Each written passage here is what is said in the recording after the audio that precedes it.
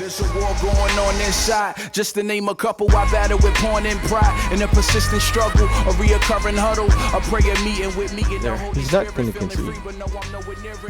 He just isn't. Let me do this. The Guardian is a pretty decent platform. You know, fake news. We have to be careful. Yeah. We have to have proper sources. Can't say some bullshit. But the Guardian, according to Donald Trump, would be fake news, I think. I know. Because it's like CNN. Yeah, I know. It's only fake news. Non-cooperation could slow Joe Biden's ability to act on coronavirus and reinstatement of environmental regulations. Oh yeah, because he removed all the environmental relief. Oh yeah. I forgot about that. He just said, no, fuck that. We don't need that. We don't need the environment. We don't need it. Republicans back Trump challenge to Biden election victory. Donald Trump's refusal to acknowledge his loss in 2020 has fed concerns that a presidential transition would be sabotaged as a Trump appointee refused to sign off on funding. For the transition, and the Trump campaign announced an expanded legal strategy in a quest to reverse the election result. Nice. The Center for Presidential Transition. Oh, there's actually a Center for Presidential Transition. A nonpartisan. They work once every 4 years. Yeah, I was gonna say. What the other? A nonpartisan advisory board urged the Trump administration on Sunday to begin the handoff to staff supporting Joe Biden, whose victory continued to grow in magnitude as states completed their ballot skills. That's a funny thing. Like, as it's going on, he's only losing more. It's not like it's going backward. He's only losing more. Like, oh wait, there's but there was the one case there was like Georgia, because oh yeah, next to Georgia, there's like besides the, it just speaks to how many soldiers and how many military they have abroad. That like those ballots came in 2 days later, I think. Most of them like they finished. They like came 2 days late, later or something like that, and those are overwhelmingly pro-Trump. Because military, and I think that's what they're probably counting on. Like they feel like they neglected those, maybe. But even if he gets, that's the thing about people. I think, and not but people. You want to jump straight into this? Yeah, sure, fine. All right. We'll have to change topics at some point. Yeah, just continue what I was saying, but people don't get how the projections work. I think that's why people don't get is like because they're still counting. Because people are like, okay.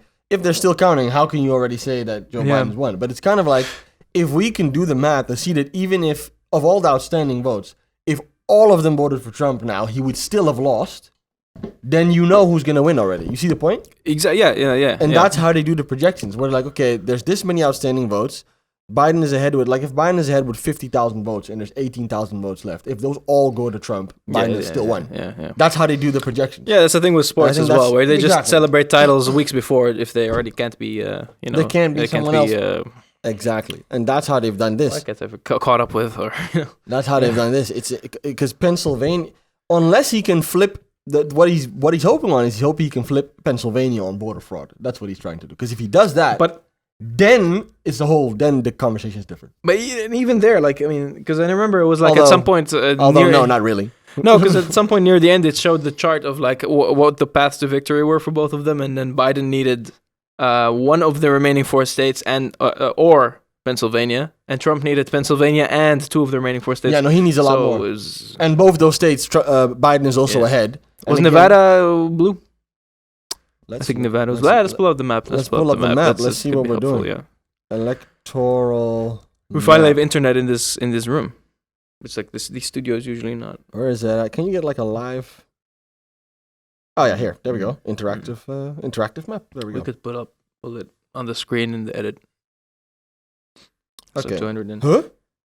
What's going on? Has it changed? So New England is that means it's what? It's being recounted? What, this? Yeah.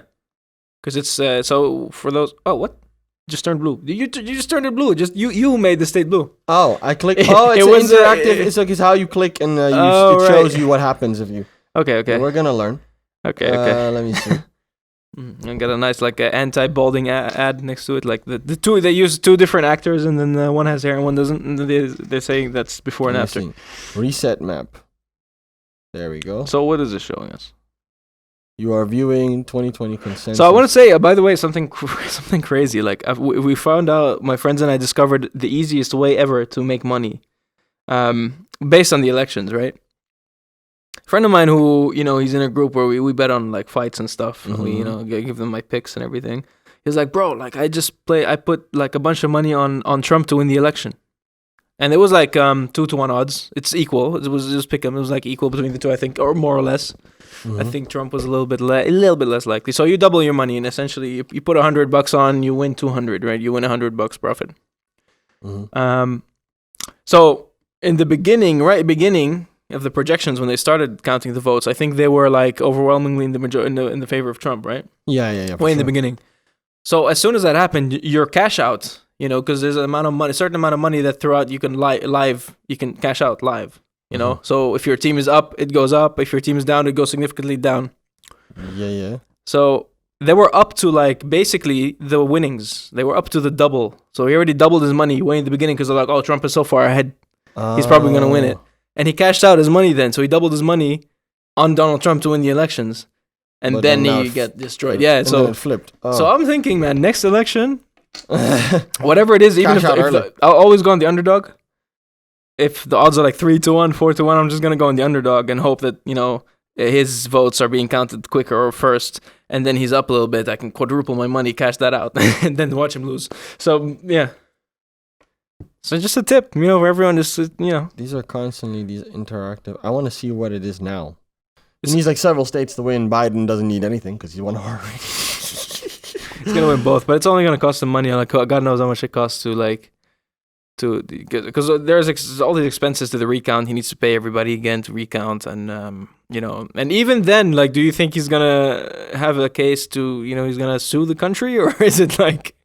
Well, what do you think? I mean, every attorney, every legal official they've asked has said, "Nah, fam, this is long. Like, this is not gonna work." Yeah, but he's still this is ego. Well, why is this constantly? I don't get why it says 160. He had more than that. He had like 213 or something. The most fucked up thing is that this is finally, they're going to have a very serious conversation, because this has now shown that if you let more people vote, Republicans lose.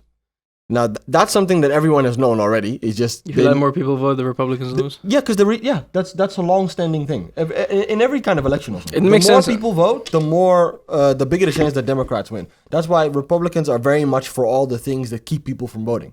Voter ID registration. Oh, there's always voter fraud. If you have a criminal record, you can't vote. Like, they're always for those things because they know that if more people vote, they lose. That's just how. All of them, Senate, House, Mayor, any way you want to do it, that's how it always goes. When more people vote, Democrats get an advantage because that's when the people that would vote for Democrats. Dude, I read something crazy. Because Arkansas is Arizona is one of the significant states that you need. Yeah. And is it a swing state? Yeah, it's a swing state. It's a swing state.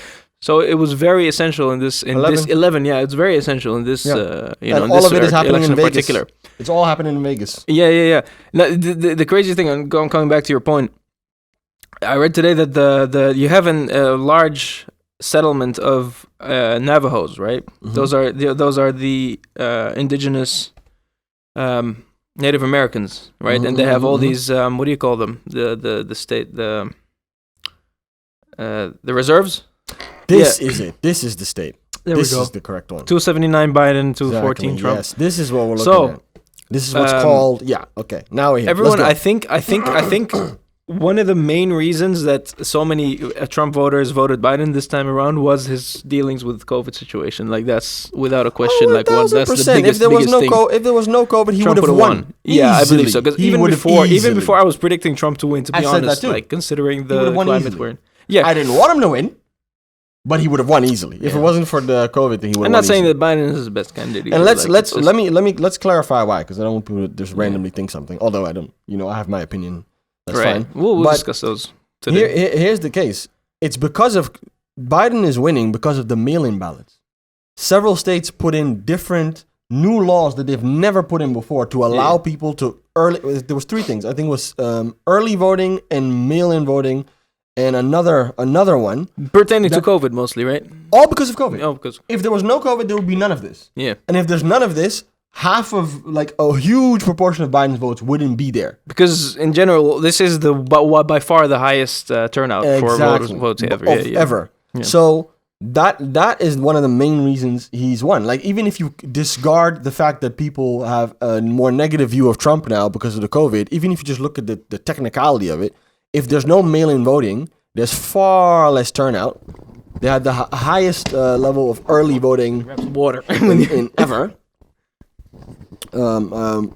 Record numbers of early voting ever, because people could mail it in.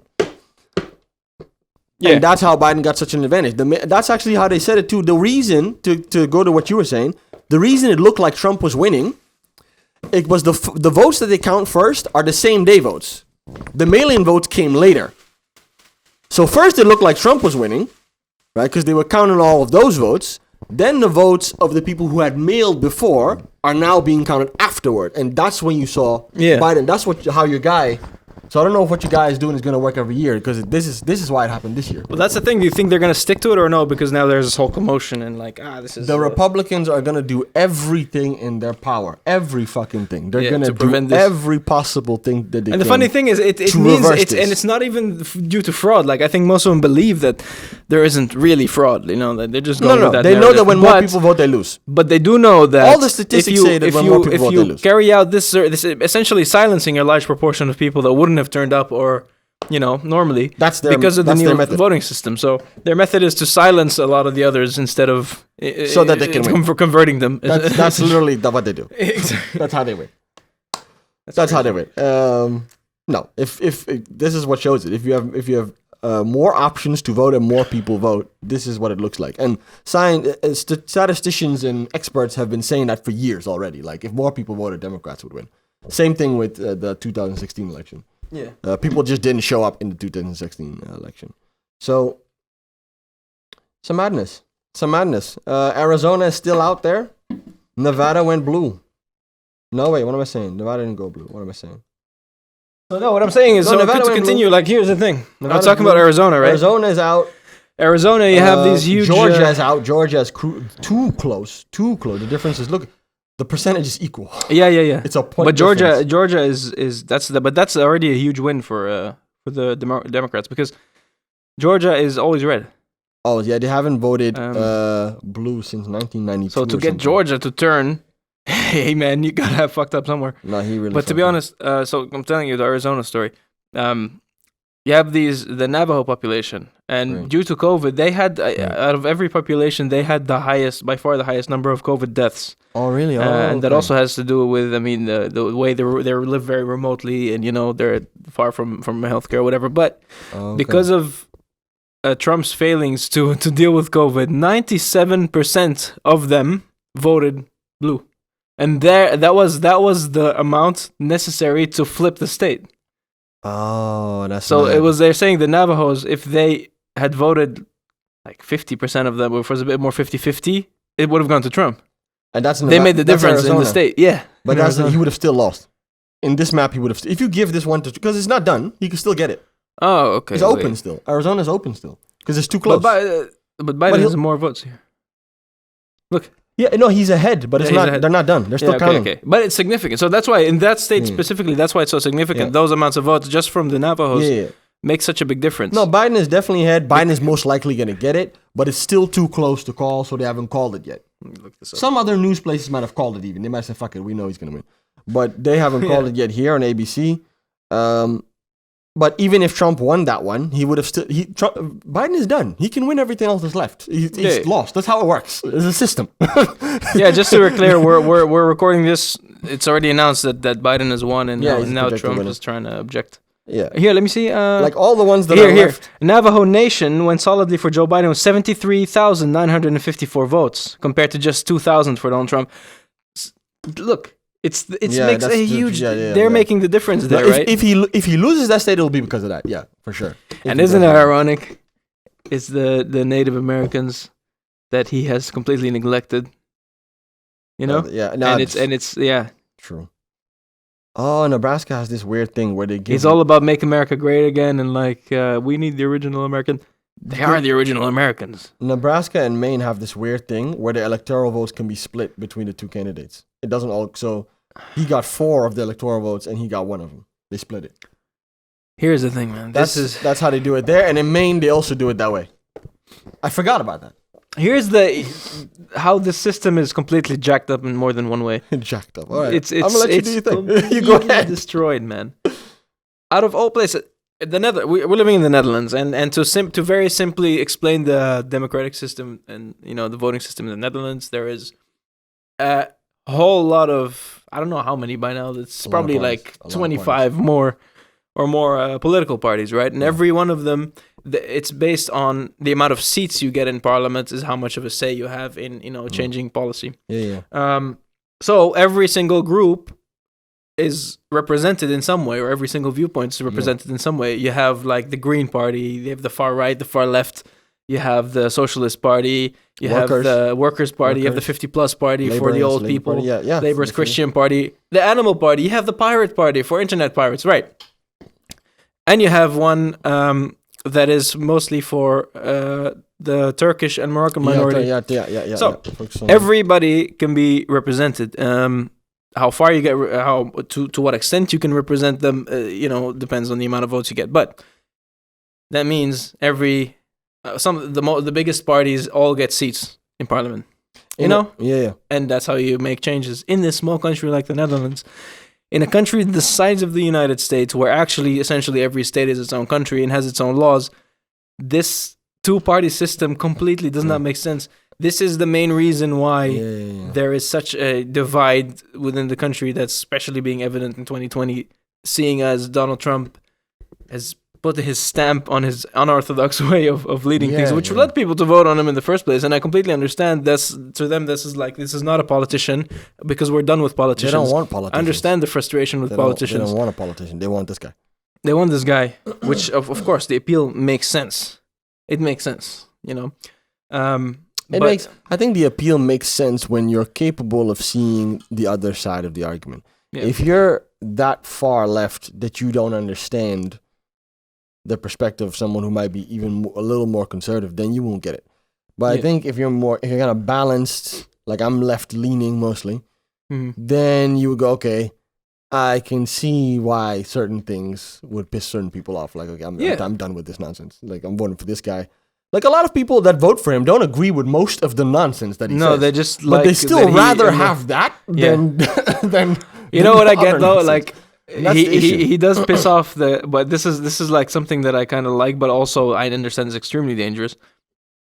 If you're actually going to vote on Donald Trump, is a lot of people, like he pisses off a lot of the people that I really dislike and that annoy me, like the extreme left, social justice cancel culture kind of person, that's offended by every little thing. That's one of the white apologists, people like that. He pisses them off. That's why a lot of people are voting on him. Yeah, because he goes against those stuff like people. That. Stuff like that is why. But the problem is that there's too many of those voters, I think, that completely ignore the negative impact that's going to have on society, which is definitely the last half of 2020 has been the biggest of evidence. He's also good. It's one thing to have a certain opinion that excludes certain people. It's another thing to also just be quite incompetent in your governance. Yeah, and he's not very good at governing. That's what we've seen. So that's where my problem lies. Like, you don't know how to do this. So we're gonna get someone else who has experience. This dude's been in politics since he was 6 years old or something.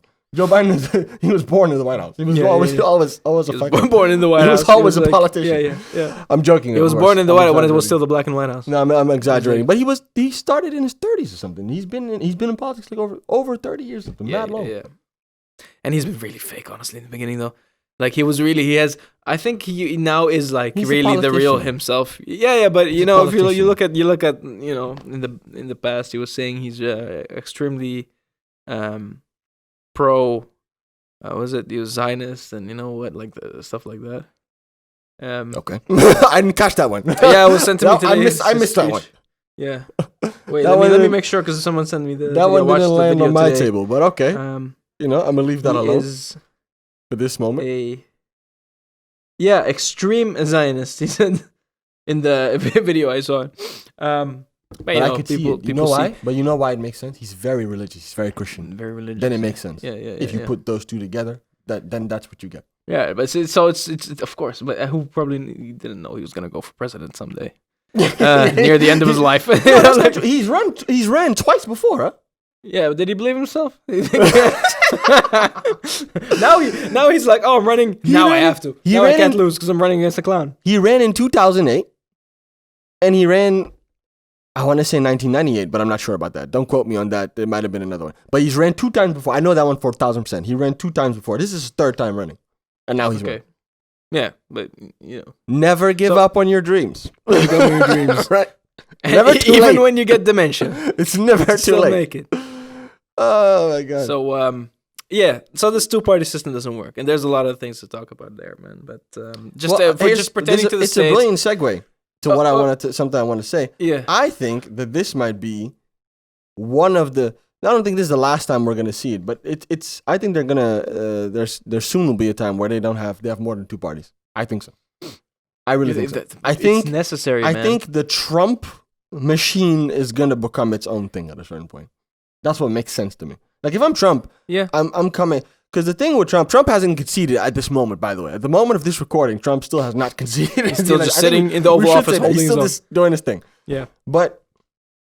Even if he loses and whoever has to drag him out of there drags him out, you're never getting rid of this guy. Let that be very clear. He's not going anywhere. His ecosystem is the man has. You have a Twitter account. That's all you need. Yeah. He might start a podcast to mobilize people. Start his own political party. He could do that. Make it a company or something. He could start a TV channel. He could do so many things with this machine that he's created. The machine is not going anywhere. The machine isn't going anywhere, but I mean the political system. He's just moving to another position. And honestly, he might even be more effective in another position other than president. He might be able to do even more damage. 100%. You see what I'm saying? So that's I mean, he was the thing is the big issue with him. Like if you really plus he can run again. If you really boil apparently it down, he can run again. I didn't know that. Of course you can. No, can you? Have they ever? I heard that. I heard that he could. If you lose, you can run again. It's not common. It's definitely uncommon. But this has been a very uncommon year. Let me check that because I do want to. While you check that, I was gonna say, this year of all years is the year to change this whole the system it is there, the presidential running system, election system, because if ever to this year has shown the divide where UK. Okay, this is a good source. You know what? News. We have to be careful for fake news. So I'm independent. There was a guest on Joe Rogan who kept laughing at, the independent. Oh, you pulled it out of there. Yeah, that's great. That's reliable. It is reliable. It is reliable. But he was far right, this guy. So that's what I love about Joe, man. Joe doesn't give a fuck. He brings on anyone. So you know, because the conversation does need to happen. Between some whack shit. They need me to pay for this article. I ain't paying shit. I just want to know if he can run again. That's all I need to know. Just tell me that. Even Wikipedia will know. You can just, Hold on. Let me just. The ABC should be fine. Yes. That's a simple answer. But they said that on CNN. Several people have said that. They said it on CNN. It's just normal. He can just run again. In the US, a president can serve 2 terms and they can be non-consecutive. Okay, so after the second time, he can't run anymore. Okay. So they don't have to be consecutive. Okay. So if he had one, then there's no other way he can't run again. If he had one this time. If he had one, then he would have to wait for another 4 years, and then after that. Oh, I would be dead by then. But Or no. If he had one, he could have run again and then gone again. That's what it is. Okay. They don't have to. They can be non-consecutive. So that means that you do. Yeah. Because you can't get into 3rd-term territory. That's the law. Like the law says you can't, but it doesn't say you can't run in. Oh wait, I get it now. Sorry, we're making a mistake. In the U.S., a president can serve 2 terms, and they can be non-consecutive.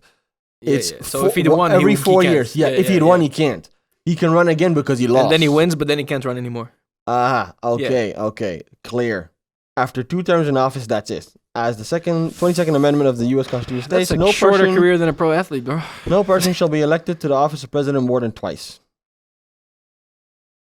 So, has a 1-term president ever been re-elected? Yes, apparently. Grover Cleveland. Don't know who that is. Cleveland is the only one. So you mean he served 3 terms? No, he served. He lost after 4 years, and then later ran again, and then won. Yeah, I know his name, but he's one of the 4 on Mount Rushmore, I believe. Cleveland, isn't he? I don't know that one. I know. Check it out. I don't want to spread false information either. But, Who is on Mount Rushmore. Where were we going with this? Mount? But You go ahead. there is one president, wasn't it? Is it Lincoln who was the only one to ever serve 3 terms? There was I think it was Eisenhower. I want to say Eisenhower. I have to look this shit up. We have to look these things up. No, don't it's quote not us on this. Cleveland. Let me see. Thomas Jefferson, it was saying there. Yeah, it's Thomas Jefferson. Abe Lincoln, George Washington. Theodore Roosevelt. What's with Lincoln being the best and the worst ever? People like him. George Washington, yeah, okay. Theodore, he might have been the one. I think he was the one. 3 terms? Theodore? Who ran long. So we went to university, Oliver and I, that was named after him. But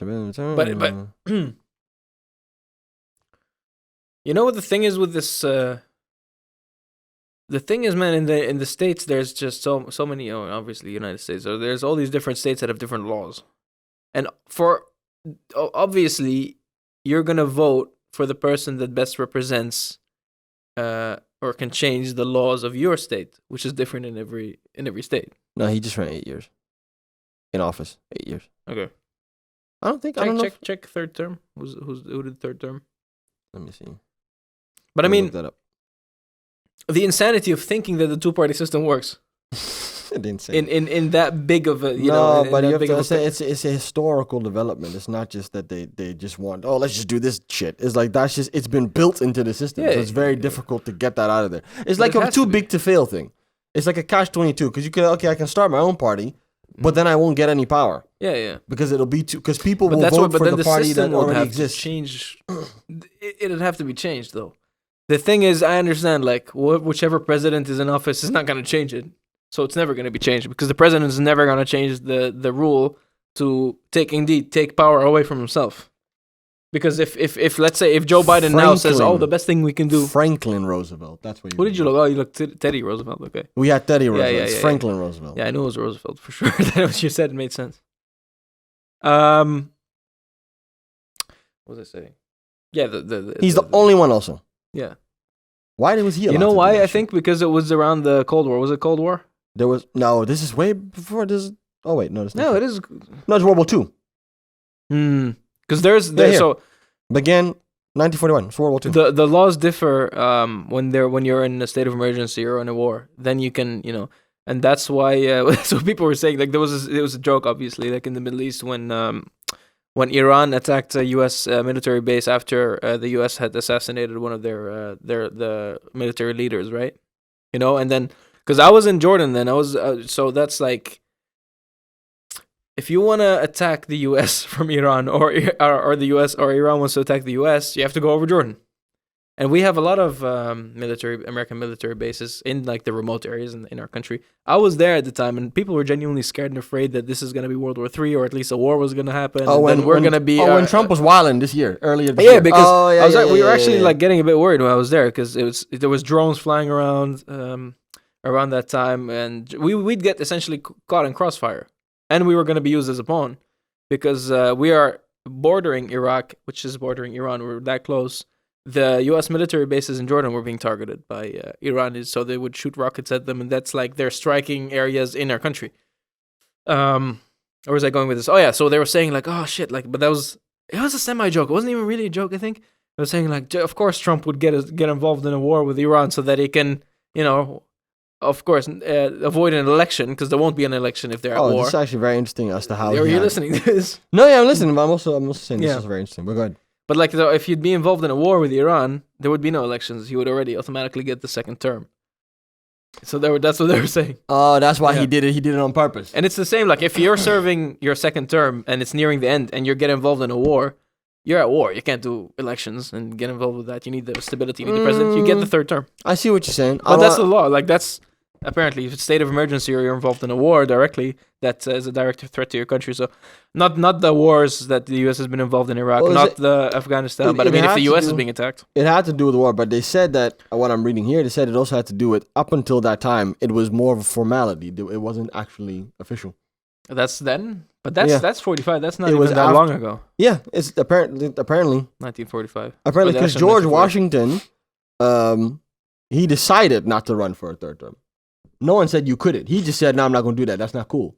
And then from then on, people just sort of followed that same thing. And if you were the dickhead who tried to go a third term, everyone's like, oh, you're being a dickhead. Don't do that. It's not allowed. So it was like, but just frowned upon. It was like, it's frowned upon. So something only Donald Trump would have done. And then when he actually succeeded in doing it, people said, okay, now we have to make a law that people can't do that because it's not cool. That's at least what I'm getting from. Look at that map, man. Look how blue it is. Back in 1940. Yeah, but blue meant something very different back then also. Yeah, that was like Biden days too. Blue was because Joe Biden. The funny thing is, like, Joe Biden is as conservative as a Democrat can get. No, you can't. Yeah, anymore. But that's why I'm surprised that so many maybe those are the people. Those are the Republicans. He's a centrist. He's a centrist, really. He's kind of like a. No, he's even more probably. No, he's a centrist. He's really centrist. Which. His Mitt Romney is him. For the Republicans, it's the same thing. Yeah. He's also very center, but he chose to do that party. But he's very much in the middle. But then he was a good pawn though in this climate to run as a Democrat. That's why they picked him. So that's why Bernie Sanders wasn't. Oh no, that's why they sabotaged Bernie Sanders. Exactly. That's why they did that. They've been sabotaging Bernie since day one. Let's keep it. They sabotaged him the first time. They sabotaged him again because they're like, you coming in here with your socialist shit. We don't have time for that right now. But he. Which I agree with Bernie's ticket. Bernie's ticket is that's me. That's the type of shit I believe in. It is the type of shit I believe in too. But the thing is, it would never work in the States. Exactly. He made the one capital mistake as well that you can. He made an irreversible mistake when he was younger, which is just being the head of the. Can you look that up just to be sure of a communist club or some communist political movement. Communism and the United States. I don't know, but that does not go hand in hand. It's the opposite. Communism. You're a communist. You're a traitor. That's in especially in the States, they take their capitalism very seriously. I'd have to look it up. It was very young. He was very young, and he was either way. He was a part of one of these communities, and that's just it's a mistake for life. That's what they say. Like, if you want a political career, you cannot afford any mishaps, especially in the age of social media. So all you college students, right now studying to be politicians and stuff, better watch what you post and what you do, because these things are really going to bite you in the ass 40, 60 years from now. Or it's going to work. Yeah. American memory politics of the communist past is first and foremost a whip for ideological disciplining. Okay, big words. Let me just find out what this dude was doing. You don't have to. I mean, I'm quite certain of that. Well, look it up and apologize if we're wrong. Yeah. He was. So why do you think that? Why do you think just so many Trump supporters jumped ship, knowing damn well what Trump was going to be up to? Well, the funny thing is, and I see what you're saying 100%, but if you look at this is the funny thing. He got more votes than last year. That's true. The total amount of people that voted for him is more. More people came out and voted. Yeah. For him still. So I don't even. It's just because. So you just think that last time around a lot of people were abstaining because Hillary was also corrupt and not a good candidate. Last time people just didn't vote. This is what it looks like when people actually vote. Yeah. When people actually vote, this is what the results would look like. That's what because this is the highest turnout they've ever had, I think. Mm-hmm. Yeah. But he still got 70. Last time he didn't get 70 million. No. He got less, but he needed less. Yeah. See what I'm saying? So. But also just, because in general, a lot of people didn't come out. Support from his people isn't gone. He just lost it in the wrong places. That's the thing with the Electoral College. Now it's worked. In last time, it worked in his favor. Because Hillary won the popular vote. Yeah. He just won the electoral thing. Yeah. Right? But it worked in his favor. This time it's not working in his favor because you can be very popular, but he's not going to win the popular vote either. Matter. But he's not that far off. But he didn't win the key states. The states that you need, the battleground states that he would really need. Pennsylvania was crucial. This was a fuck up. Wisconsin, I think he had that last time too. You know what I find funny too? Like when you look at this map, like what jumps out to you? Look at it. Geographically, look at it. Or geologically even, actually, I must say. The coast. The blue states. They're on the coast, yeah. They're on the coast, yeah. Yeah, exactly. So if you have a sea, you're now. more democratic. What's going on with the people in the center? If you have a coast, you're more relaxed. We're more relaxed. You're not as tense and like. No, the bigger and more commercial cities are in the especially the West Coast. Yeah. The West Coast is the most conservative place you can find in America. That's where I was. That's where I was safe. But I thought you were. Oh yeah, I was right there. Washington though, but Washington's blue. You know, it'll always be. It's one of the most liberal states there. These two are the two most liberal states you can find in that country for sure. Yeah. The two of these, 100%. Yeah, Oregon. I mean, Oregon is completely. The first, did you read? Oh, that's another thing we got to talk about. Oregon is like. You know, they're the almost first like state here almost. They legalize all drugs now. I heard that. Passed like a few days ago. How true is that? I heard that, but I'm gonna fact check that one because I don't know. It doesn't make a lot of sense to me. It doesn't make sense, but it's not the only place, and there's countries that. Oh, look at the battery flashing there. Oregon. This is CNN, so I don't know what your opinion is on CNN, but I take that as a trusted source. Yeah. Oregon becomes the first state to decriminalize, legalize and decriminalize. Two different things. It's very important. Yeah. Decriminalize small amounts of heroin and other street drugs. Yeah, but that means you can possess it, but you can't sell it. That's Oregon has become the first state in the nation to decriminalize the possession and personal use of all drugs. Yeah. But it's not that wouldn't be the first place. No, I'm not. Okay. I'm not shocked. Because no joke. I don't know if I'm fucking with this. That doesn't sound... In Prague, it's legal to carry up to 5 grams of cocaine. Yeah, but they have an ecosystem for that. Yeah, but I'm saying like, it's not the first time. Process. It's not the first time that happens. I'm sure there's a process of some. No. The police, like, these are friends of mine. It's like, you know, if measure 110. The police catches you. Also, let's say like you're walking around with 2 grams of coke in Prague. Police stops you. They find it. You're off the hook. Okay, so I want to read this because this adds some perspective. Yeah, go ahead, I'm going to change the... So voters in the state approved Measure 110 on Wednesday, CNN projected, and the initiative also expands access to addiction assistance and other health services, offering aid to those who need it instead of arresting and jailing people for drugs. I do fuck with that. If someone has a problem, help them. You just throw them in jail. That doesn't fix anything. So... I was saying, look at how crazy this country... That's the thing about this country is so fascinating. Because you have one place where people, like, they're still on, like, healthcare is a privilege. Yeah. Like, you have to earn healthcare. Yeah.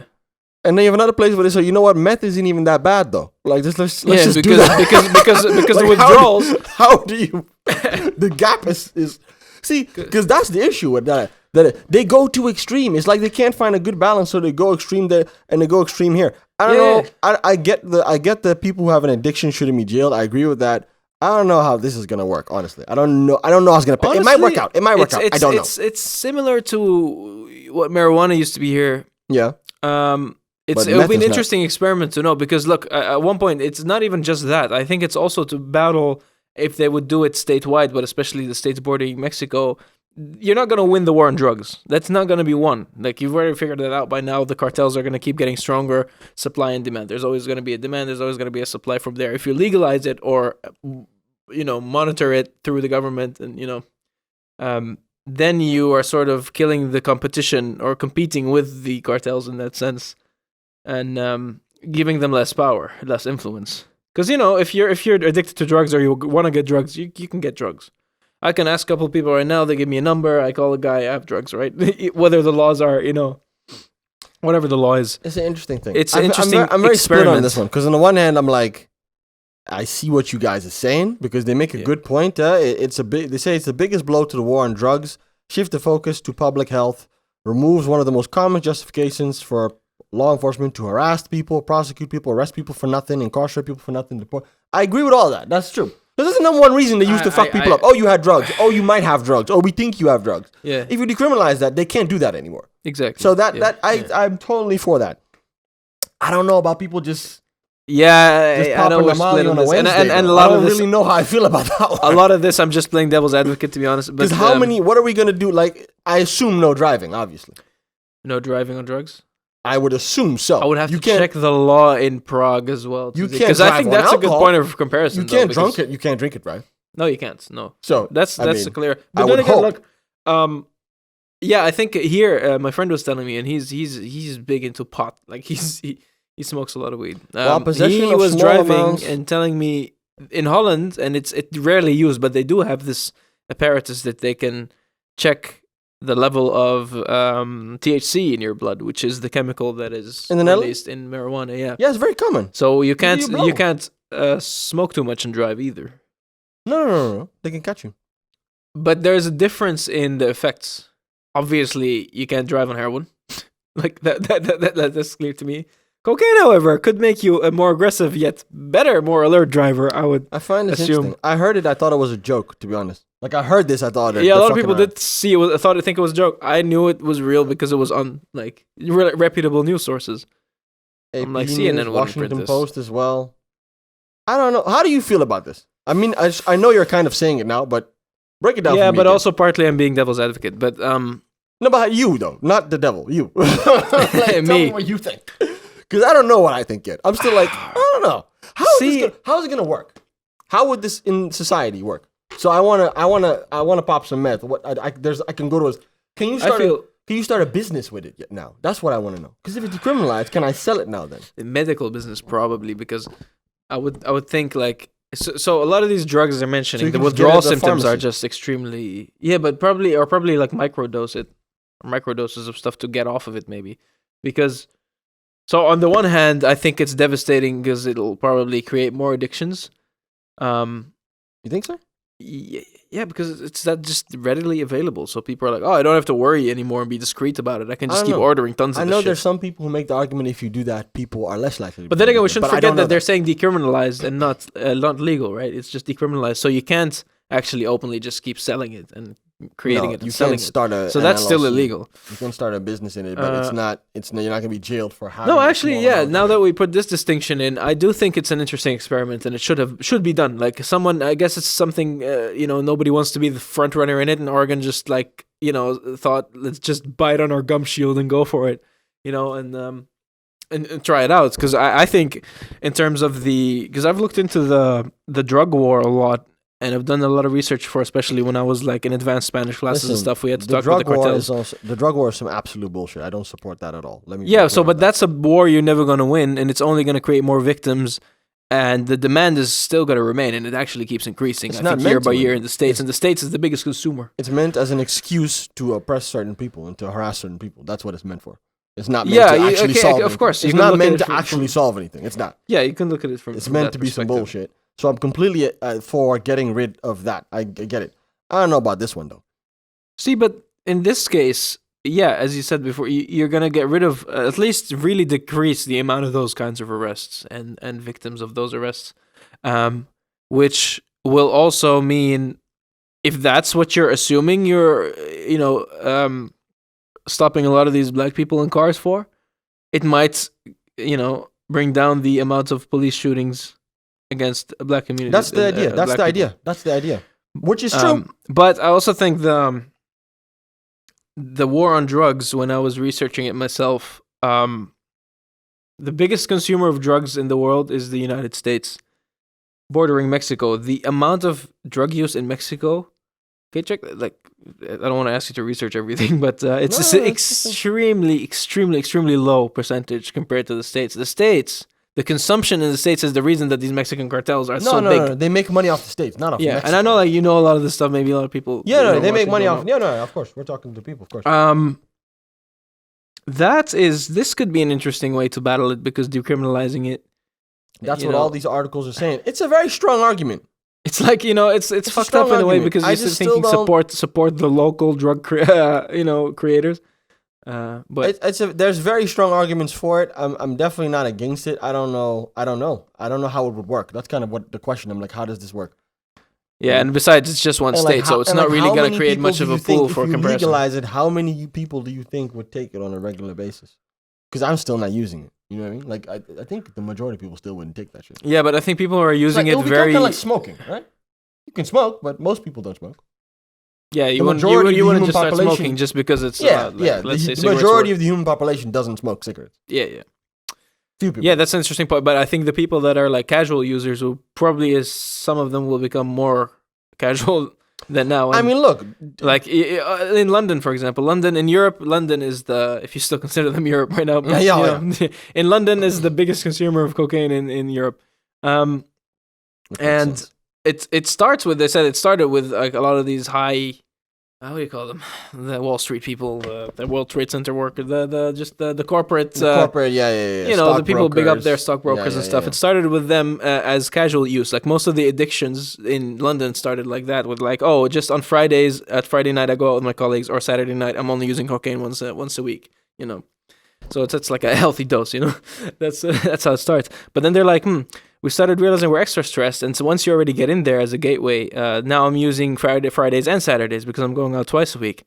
But now I'm coming down on Sundays, and I need some more to get me up, so now I'm using it all weekend. And now I'm thinking, oh, maybe just a little bit in lunch here to get me sharp, like it's not too bad during the week. And before you know it, you're using it 4 or 5 times a week, and now it's a full-fledged addiction. This Oregon case, you know, again, this is going to be what happens to people that I've already used. Just that they use it casually one day a week, and now they're going to use it 3-4 times a week.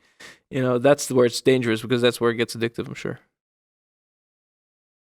I don't know. But it's an interesting experiment. I don't know if anywhere it has to go, it has to be Oregon. I could see it work somehow. I could say somehow work. I just don't know how. The only thing is, man, I wish that they did it in a border state, like a bordering Mexico, because those are the states that's where the entry is. That's where the highest amount is used, I believe, from, if I can remember correctly, from at least when I did the research was 6-7 years ago. I know Texas is bad. Texas, for that's example. one of those places. But of course, Texas isn't going to do it. They're not going to do this experiment. No. Yeah, Texas is very bad. In terms of drug addiction, it's not. But that's where you have more of a pool of reference of how it's going to affect the cartels. But who knows? Maybe they're not doing this to fight to get rid of the drug war and not fight the drug war anymore. No, but that's what they're doing. That's the reason. That's the reason? That's what they're saying is the reason. That was the thought process behind it. To get rid of the drug war, get rid of a lot of racial disparities, because it's one of the biggest things that is used. Yeah. You know, to have racist laws, racist law enforcement is what they're saying, of course.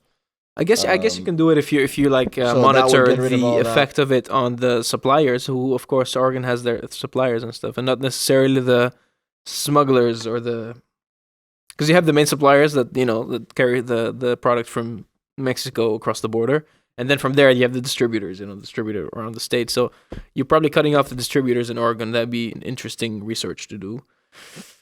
I think if this works, someone on the border states should adopt it. Because they're explaining. My thing is, everything I'm reading is explained. We'll have to look into it more before I can say more about it. But everything I'm looking into now, victory for common sense or for science. Okay, I'm very interested in this. But it's they're all talking about what it would mean for the people. I want to know what it's going to mean for the drug dealer. They're all explaining what it would mean for the users. I want to know where's the plug going now? What does he do? Like, come on, Vice, give us that. Can he just? That's something. Vice is gonna make the documentary. Can he just start an LLC? Can he just fucking? How does it work? Yeah, that's. I mean, I don't think so. I'm not being simple. I don't. I mean, to be honest, it's not a stupid question. No, because weed totally is decriminalized here. You can start a yeah. coffee shop. You can start a business in weed here. So is that what they're gonna do or not? That's kind of what I want to know. And again, here, like, marijuana isn't. It's decriminalized. It's probably legal by now, is it? Oh, watch. This is a very good explanation. Residents no longer can be arrested or imprisoned for possessing small amounts of substances such as heroin, cocaine, methamphetamine, or LSD. That doesn't mean the drugs are legal. Instead, the measure reduces the offense to a non-criminal offense and a maximum fine of $100, and mandates establishing an addiction treatment program funded in part by taxes from marijuana sales. This I 1000% agree with. Yeah. This I get. Yeah, because look, if you, that makes sense. Man. That I get. So now it's like the other articles. Now it becomes like a traffic ticket. Yeah. It becomes something like that. Perfectly fine people that have used like a drug once in a while. Like if you haven't listen, put yourself in this situation. You know, a guy, the perfect family man, and he likes to unwind. Like once a week, he goes out with his friends. Right? He's allowed that privilege to go out. Great father, everything. He just happens to one day, do 2 lines of cocaine with his friends, like on that night out, to help him unwind, and that's the night he gets caught. You have a criminal record now. You're a perfectly fine person. You don't even dabble in this stuff. You don't even have an addiction, nothing. You just did it once. You got caught at the wrong time, wrong place, wrong time. Now your career is, on the line. you're talking about people's lives here. You're talking about their kids' lives and stuff. They have a criminal record. They go to jail for these things. You know, I agree in that case. What else? Yeah. That. Interesting. Yeah. A lot of interesting developments in the States. But I think we've spoken about the U.S. for way too long. We're already like an hour in. Yeah. What else? What else is important? What else is going on in life? I don't know. Well, I'm noticing a lot of people now starting their own businesses. Speaking of drug business, I don't know anyone starting drug businesses. Nice. Something what someone should do in Oregon, but brilliant segue. Brilliant segues.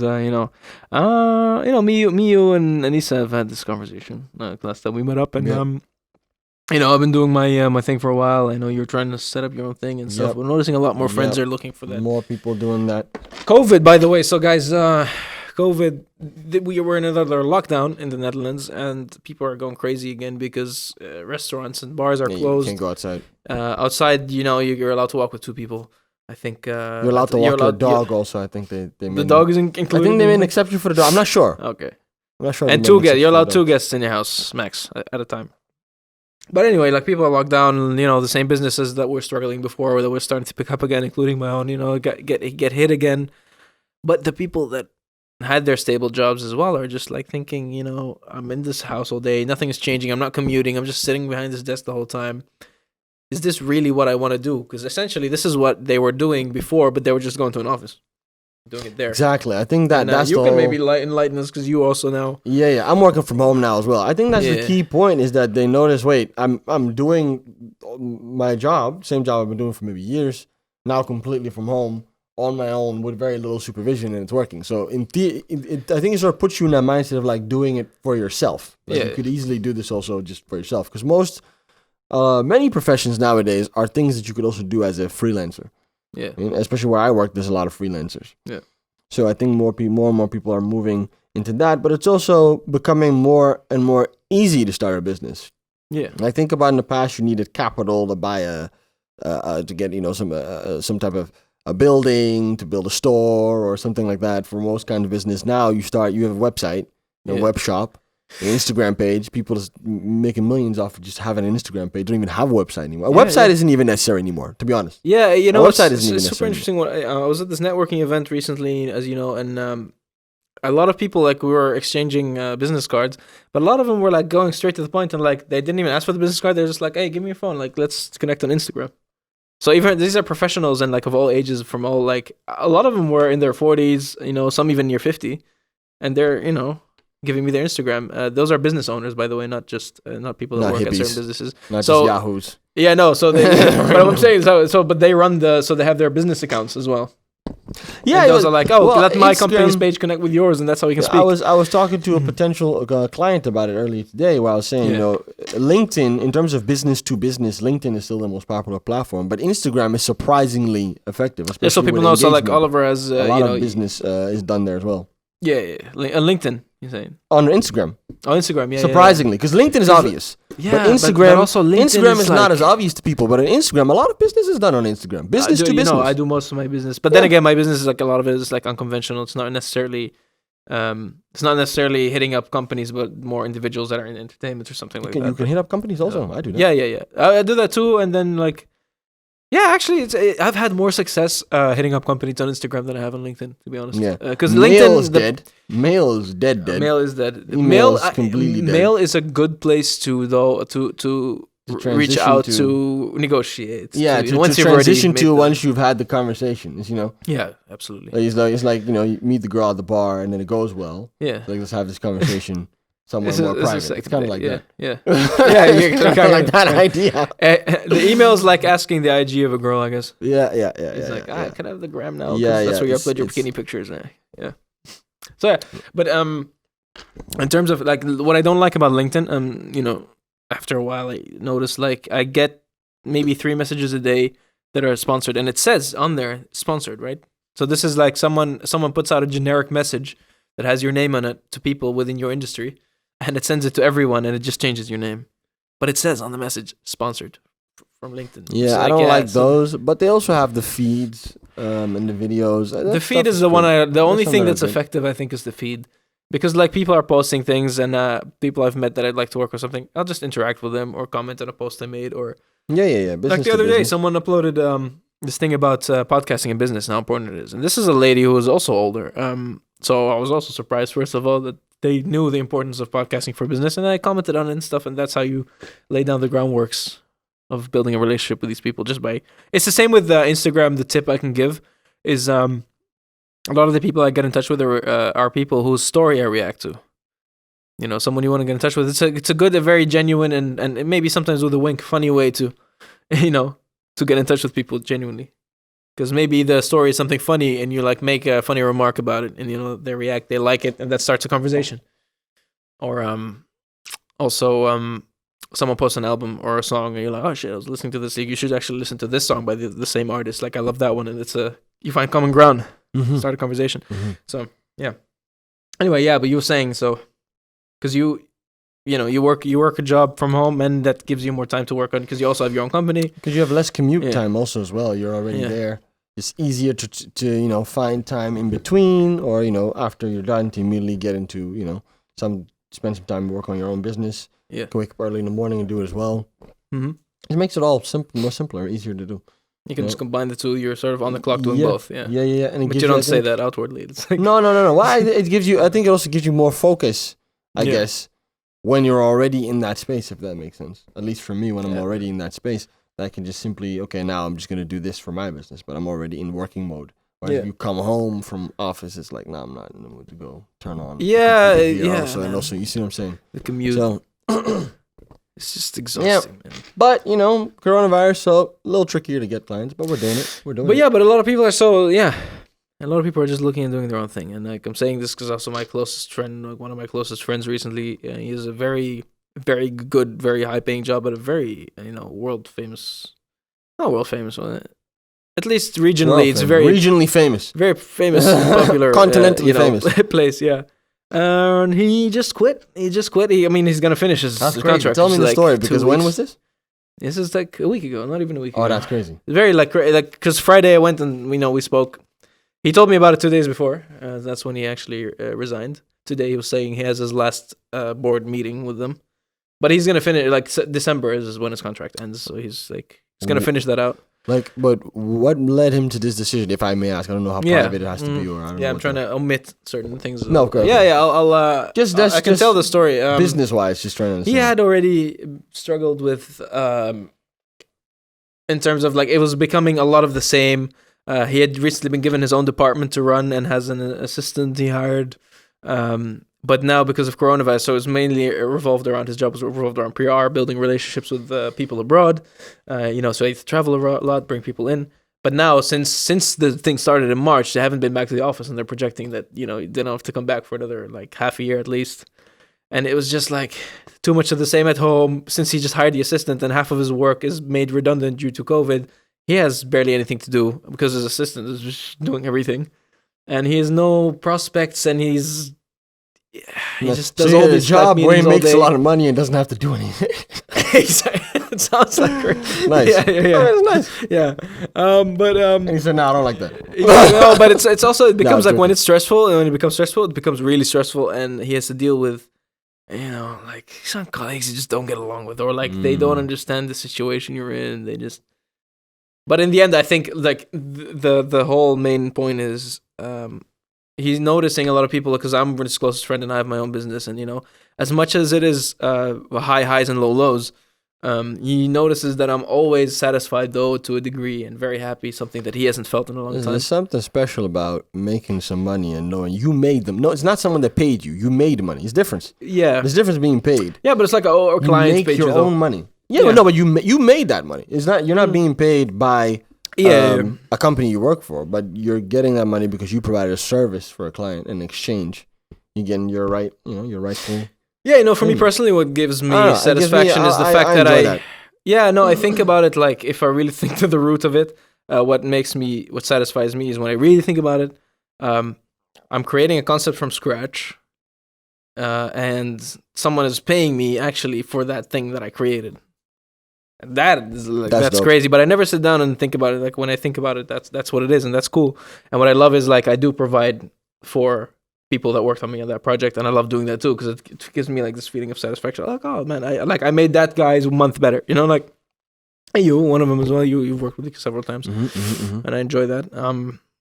But I think a lot of people are realizing the importance of, and now mental health is a huge deal. A lot of them like so he's also like he's working from home.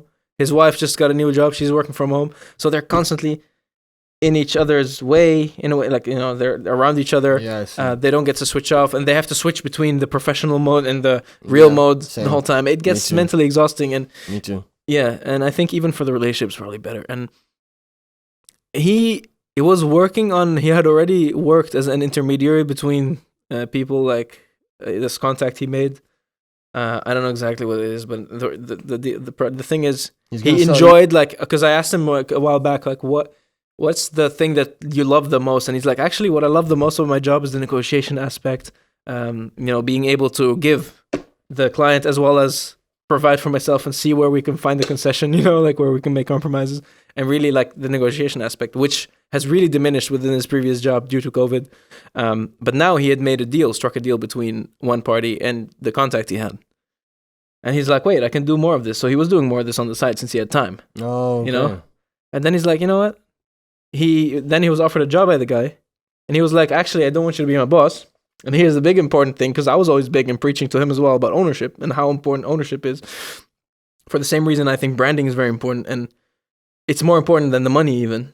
Yeah. It's like your name has to be out there. You need as much ownership as you can of the products that you produce or the service that you provide. He managed to get the best. I'm very proud of him for this. You know, I'm going to share this with you. He managed to strike a deal where, like, he sets up his own company, you know, probably sole proprietor, which, you know, tax-wise more beneficial, especially in the first year. And be hired by the person for a very extended period of time, like an employee, but he's paying him as a client. Okay, we'll talk about that later. Because that's ideals. This is what you're doing. Yeah, but you know, that's right. Illegal. No. Well, you can't. I mean, there's all these tax laws. Tax laws. Yeah, but that's beside. We'll get to that later. We'll get to that later. Yeah. This is for that, because this guy has a massive company, right? Yeah. This client, and he has several. That company has several other companies. This is the mother company. Would be in the board of that massive company, and not be an employee because he doesn't want to be an employee because that guy's his boss. He wants to be more like a partner. This is a partnership. So his company that he's setting up would be like, would have a PR or like advisory role, consultancy role, you know, if you can call it that. Mm-hmm. So you're getting paid as a smart. But more and more people are doing that, though. More and more people are doing that. They work for themselves. They're freelancers, but then they work for like one company for the whole year, or just two companies for the whole year. Yeah, and they still in that sense have security. It's great. It's great. And I think a lot of people are opening good up for him, though. Congratulations. Congratulate him for me. That's dope. That is really fucking dope. That is some ball shit, dude. That's some balls to say, yo, you know what? Fuck this money, though. Like, I'm going to do my own thing. Fuck you and you stuck up bullshit. I don't know what the energy was over there. But, you know. Yeah, so I don't whatever know. the energy was, it seemed like he didn't like it. Yeah. I don't know about that much. Well, it's private. I just know, like, I mean, for a while, it's been like, because me and him, it's like two people that were raised in macho cultures, kind of, but then we sort of like figured out the importance of mental health. So we are very honest about mental health and stuff like that. And I've been noticing for like many months that he's just completely miserable, man. Yeah. And now it's like he's a new man, and I understand why. I remember the first time I quit and did this as well. Yeah. Like I was like, I don't know where if I have a next paycheck. I didn't have any prospects when I did that. I had prospects, but it was like something $500 here and there.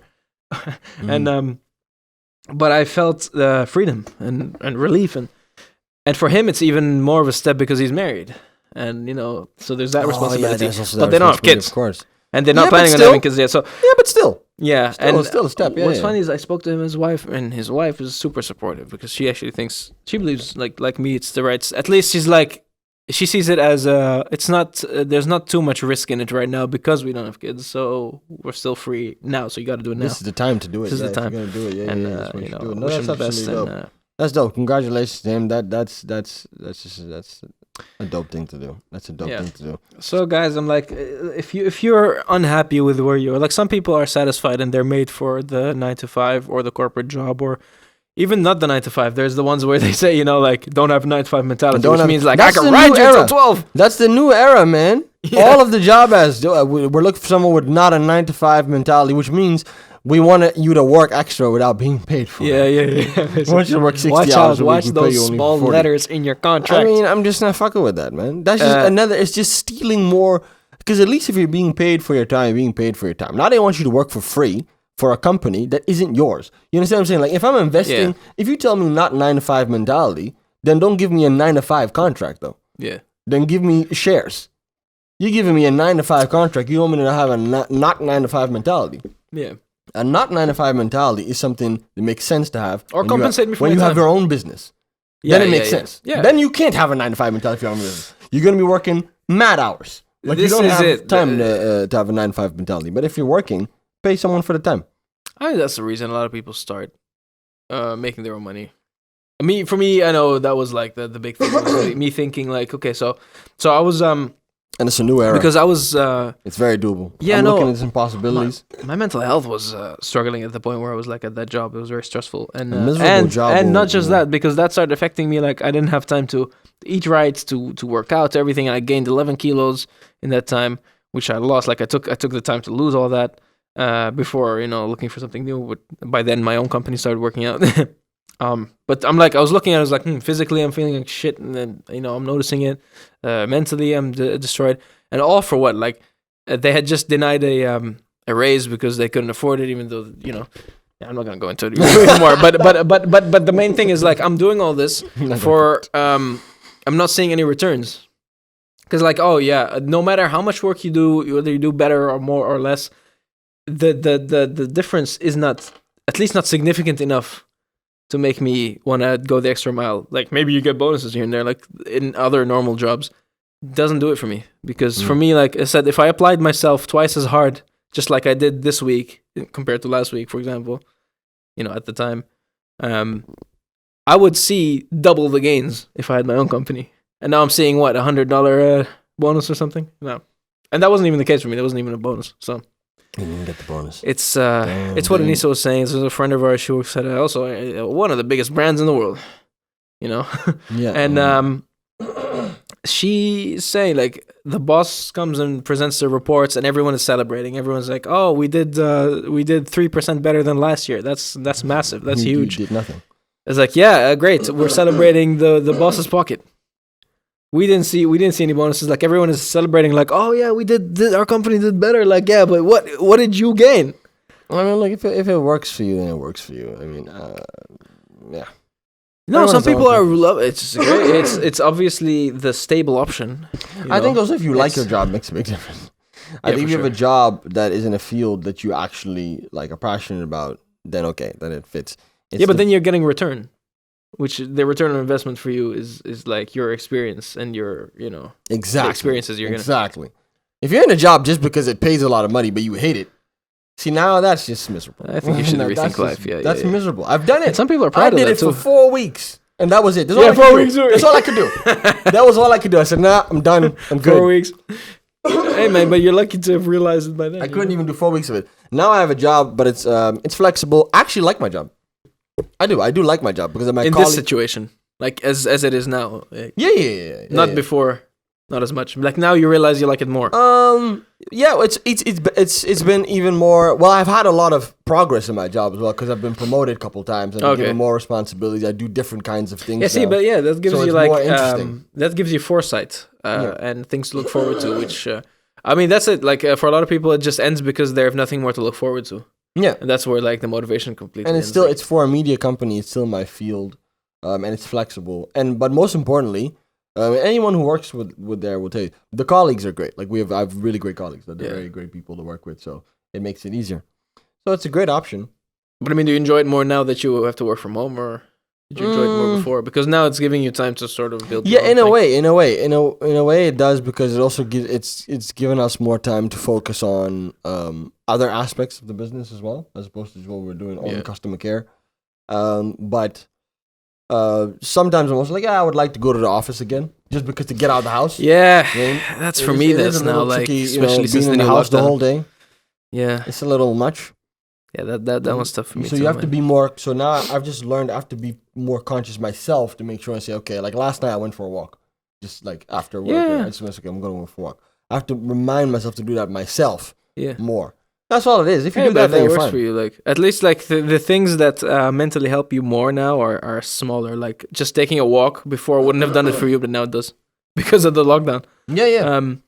For me, also the same. By the way, looking, searching for clients. For me, like it went from the priority of I just need cash now because we're locked down to I actually want to find clients that get me out of the house. So now I'm actually talking to clients that give me projects that get you out of the house, whatever it is. Like even like if I'm from like I get paid a little bit more here, but I have to do it from home. I'd rather take the one that pays a bit less to get me out of the home. Out of the house. And that's what like the whole thing about starting your own business and stuff could also be about. It's not necessarily about making your own money or how much you make or whatever. It's more about like what satisfies you, what kind of project satisfies you and excites you. I mean, I think the best business people are people that are starting something because they're passionate about the thing, not the money. Yeah, they want to do this thing. They want to make that thing work, and then the side effect is that it makes a lot of money if you do it well. Yeah, I agree. That's what it is. And that's why also I think just the crux of everything, and we link the business side back to the elections and the voting. I think a lot of people are missing the point, and they're like, okay, especially business owners were only voting for Trump just because of the taxes. Yeah. And I'm like, if you're really going to base your whole vote on just the tax issue, you're really extremely selfish. Oh, look, maybe they didn't know because now you see the social issues that have happened and all the protests and the lootings and everything, which is a byproduct of Donald Trump, not a direct thing. But don't fuck up the whole country, ignore all the policy just because you want something that's more financially beneficial for you. Because then you're also not doing the business for the right reasons. If you're really gonna change the politician in your country just to get to pay a bit less taxes, you're doing it for the wrong reasons, my friend. Some people don't give a fuck, man. Some people, as we've found out. Yeah. More than 70 million people still voted for the guy. So I'd like to wish both sides of whether you're a Republican or Democrat or in the middle or wherever the fuck you are on the scale. I wish you good luck, man. Good luck, because this has been a pivotal year for you guys. And you know what I find interesting? I get the culture wars, but there's certain things, and that's what the pandemic has made so interesting. There's certain things is a problem for the pandemic. Doesn't care what your political party is.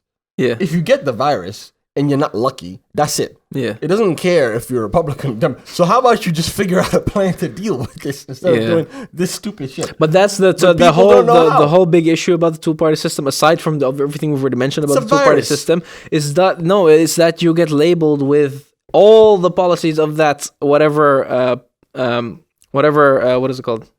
That party represents. Not the party, the whatever is in office, whatever representatives you have in office, whatever. The state representatives, not senators or, whatever. Let's say whatever party you support. Yeah. Whatever party you support, whatever policies they support, you're lumped into that group because there's only two to choose from. Like, if you're just slightly left, like I consider myself left-leaning, a lean left, and not really left. Like, I agree with a lot of things on both sides. I'm already gonna be lumped in with the Democrats and being a leftist, and I support cancel culture, and I want everybody to be trans. Not necessarily. Nice. That was good. Yeah. But if I'm on the other side, if I was like leaning right, I would be anti-immigration. I'd be lumped in the group with. It's not like that, black and white. It's all gray. It's everything about politics is gray. Honestly, I think there should be a whole new. I'm gonna be an asshole, but I think there should be like a whole new political movement. That's just like the common sense movement. Like that, because that's really my politics. This is common sense. This is what makes sense. It makes sense that people should have healthcare. That just makes sense. That makes sense. Nothing to do. Like what makes sense. That's all. And the whole like remove two-party, all the bro. Stupid shit that just is based on what you like. Just have common sense. There's a lot of self-sabotage because of the pride. Like, is it the district attorney we call, or like the Supreme Court judge that was replaced right before the election? Oh yes, Oh no, but you see, Trump. Listen, let me just we'll get. That's self-sabotage. So that's not self-sabotage. Like, if I win, That's beneficial for me. But if I lose, fuck everybody. Yeah. Because now there's nothing. Nothing's gonna change. Nothing's gonna pass. If Donald Trump has lost, this guy, you haven't even seen it yet. I really see him as the kind of person that's going to fuck up that country to the max before he leaves. Just ruin everything. It's like... And then leave it there for you. Spoiler alert. He's really that petty. He really would do that. I was going to do a spoiler alert. And he started already with the Supreme Court appointment. That was already that. Getting a pretty conservative person. Yeah. Supreme Court's now majority conservative. Majority. Yeah, but the Republican. It's majority Republican, yeah. That means... Can't do much. Any democratic law that needs to be passed is going to be blocked. It's not gonna. Unless it benefits their agenda. The Tough luck, Oregon. Yeah, but you know what it reminds me? It's exactly like what it is exactly like a movie we recently watched. We watched Tenet. Guy, the spoiler alert, the bad guy. In the end, he's like, well, if I'm going to die, I'm going to kill everyone. Whatever, who cares? That was the whole This is where the world ends. That was the whole motivation. It's like, because they were like, how's this going to work? It's like, oh, he's terminally ill. Oh, so he's just going to kill everyone. Yeah, he's scared. Like, okay. The world ends with me. It's like Donald Trump. The White House ends with me. No, I could. For the next 4 years, no law is going to be passed.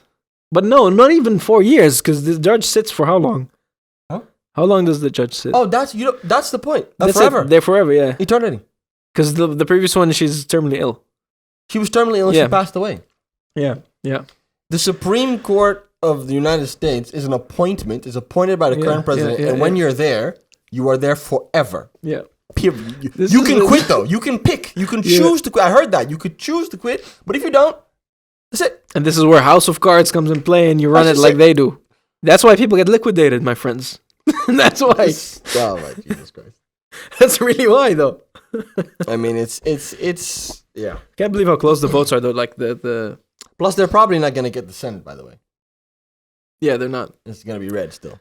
Yeah. So they can forget about all that. How crazy is it that you're like, as a child, a lot of people's dreams, I want to be the president of the United States. And then you're Joe, and you finally made it, and you realize you don't actually have much power. No, he's going to. Because for like a lot of these people, it's a power play. Like, they don't really want to run the country or change anything. They want to be remembered.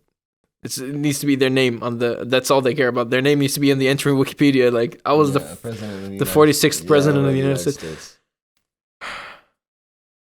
I mean, good for him though. It's dope because he was also the vice president before this one. So he's growing on me, man. Picking it up. I mean, I liked his bromance with Obama, and then like, I didn't think he was fit to be president, and I still probably don't. But you know what's dope though? Kamala Harris is dope though. You know that's Kamala Harris is a good. That's where like a lot of. Yeah, and it's just how excited people are now that it's a woman of color. Yeah. First time. So first of all... First woman at all, by the way. Yeah, first person of color as well, I think. Mm-hmm.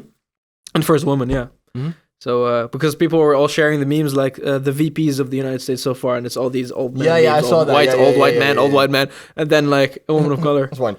And then I saw one they made about the president, and it was like old white man, black man, clown, and then old white man again. They're like, oh yeah, now we need to go back to old white man. Clown. You know, there was the clown emoji. You know. Yeah. I see what they did. Yeah. I mean, look, it's good. I mean, like, come on, it's at some point that to happen. It's a representation. But I just feel my common sense politics. I'm gonna start this political movement. The common sense party. But like, just what makes sense. But, you know, it's funny though. Like, this is do the math on things. Just do make sense. You only hire scientists and mathematicians. Just a political party just consisting of. I think that's gonna happen one day. To be honest, I think that I could really see the although I don't know if that would be good, but I could really see the Silicon Valley people go. You know what, man? We're gonna do our own thing. But the issue with Silicon Valley is that they're so far left. Some of the tech giants. Mark is not that left. I don't feel he's like very left. I don't think he's that left. I think he pretends, but he's not left at all. No, he isn't probably because Facebook blocks. Well, Facebook promotes the anti-Black Lives Matter stuff. Remember, because they stopped doing that. They stopped. No, yeah, they stopped doing that. They because it was getting the most most engagement because it starts debates, right? That's messed up. But no, I heard like the Silicon Valley crew is extremely left and. So they are, guys, like the only thing with me is whether if you consider yourself far right or far left, I can't do business with you. I can't talk to you. I can't. That's where it ends for me. No, if you're anywhere less than that, we can talk because I understand. Like there's like a lot of points. You just can't be extreme anything. You can't be extreme anything. Can't, but I think because then you're closed-minded to everyone else. People take it very personally. Like the arguments that people often make for political standpoints come where you really listen to it, because it evolves now to this stage where there's academic rhetoric for all of it, but it really comes from a source of, this is how I feel, this is what I like. Yeah. And I'm just like, okay, that's cool, but what makes sense for most people if we're gonna govern a country? Like, there's laws that I don't agree with, that I don't like for me, but I do think it should be a law to govern a country. You see what I'm saying? Like, I don't like to pay taxes. Yeah. But you need to have a society where people pay taxes. You can't have no one. You see what I'm saying? I don't know. There might be some rogue lefties out there who are flipping. But traditionally, the left wants more taxes because they always do scream about. They want bigger government. They want the government to tax more. Tax the rich, right? Tax the rich. More. That's the left. That's the left. No, but they want lower taxes for themselves. But then they want free healthcare and stuff like that. Like, it's not exactly how. Like, if you think of it, of course, that would be an ideal world. But objectively, think about it logically, that's not possible. It's just the same reason that whoever yells defund the police, that's a whole other argument. But I mean, if you completely defund the police, there goes your security. But then they also at the same time yell, get rid of our guns. Now, I'm not pro-gun, but I am pro-police. I'm like, you need to have some authority, right? But you can't. I think a lot of these are not thought out. Like, you can't remove law enforcement, defund it, and have less of it, and then also not be able to defend yourself in a country like America. That's why I say you can't chant. Let's rethink the concept of law enforcement. That doesn't roll off the tongue. Defund the police. That rolls off that you can do this with that. Yeah, but what's weird is that's like, what it is. But you have a concept of law enforcement. It's a concept. We can come up with other concepts. We they did with the drugs. It's kind of just allocate the funds differently, like towards training the law forces, or hire better ones, people that have experience. Like. Yeah, because a lot of these people, and I think this is the funniest thing. We could go into that. Yeah, that's the whole thing. Yeah. But like, just the one thing that stands out is that in the US, like most the police force, or you can join the police force right out of high school with 2 weeks of training, whereas in all the other countries, I think I don't know if that's true. Yeah, there was a whole chart. Yeah, there was a chart that showed like Sweden, and also in Germany and stuff, and how the difference is. Like in some countries, it's a year of training, and then 4. And some here it's I think several. 4. It's several. Yeah. It's not one. It's several years. You have to do. Well, you have to do 1 year of I think really education, and then you can start working, but it's still you're like in training still. Like you're working, but you're still in training. Like you're still closely monitored and things until after several years. Now you can go on your own. And I think part of the training really, this is really like I think realistically though, you should also fund martial arts. You know what it is in the military, at least in. But you know what a big thing is also. The reason the law enforcement there is so violent is because it's a country where guns are legal. Yeah. I mean, that's all you said is also true. Yeah. But then in addition, you have this other scope where guns are legal. Here, in a society where that's not the case, law enforcement is just going to operate very differently. Like there's less of a reason for you. Yeah, there's less of a threat. I heard that in the UK, some detectives they don't even have a gun. Yeah. They don't even have a gun. Like, I noticed that when I watch those British detective shows. They don't even have a gun. They just walk around. Brother, because imagine how tense you have to be. You're walking down the street at night, late at night, and you have to assume, like, everyone has a gun. So if anything turns violent, someone can just have a lapse of judgment and pull the trigger. That's dangerous. And the police have to deal with that as well. Even if the people that they stop unrightfully, you might push them to the point where, like, you're scared if they have a gun or not. And that's just, it adds this tension. It adds this sort of tension that you don't need to deal with. It's a mess. They have to change the law enforcement there. They have to change the laws. That would also help. And stop with the nonsense. Anyway. But common sense politics. That's what the takeaway. We've got to end it here. Hope you enjoyed it. Like, share, and subscribe it. And till next time. Till next time.